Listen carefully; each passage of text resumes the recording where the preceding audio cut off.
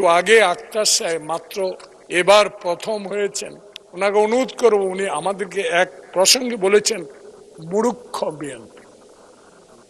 সত্যি কথা, বাংলাদেশ জাতীয়তাবাদী দলের আদর্শে গড়া দল, শহীদ জিয়ার ৭১-এর স্বাধীনতা, ৬২-তে ছাত্র ক্লাস 8-এ ছিলাম, দেখেছি আন্দোলন, ৫২-এর ভাষা আন্দোলন, ৭১-এর স্বাধীনতা যুদ্ধ, শহীদ প্রেসিডেন্ট জিয়াউর রহমানের ক্ষমতা, সবকিছু দেখার সৌভাগ্য হয়েছে। ১৭ বছরে এই সংসদে ৬বার আসার সৌভাগ্য হয়েছে। তখনও দেখেছি এই দেশে বিএনপিকে নিয়ে, বিএনপিকে ভাঙ্গা নিয়ে, বিএনপির সম্বন্ধে দুর্নাম করে, বিএনপিকে আদর্শহীন দল বলেছে, বিএনপিকে রাজাকার বলেছে, বিএনপি পাকিস্তানের সহচর বলেছে, বিএনপিকে স্বাধীনতা যুদ্ধের বিরুদ্ধে কথা বলার জন্য এখানে বলেছিল, সেদিন প্রতিবাদ করতে পারেনি।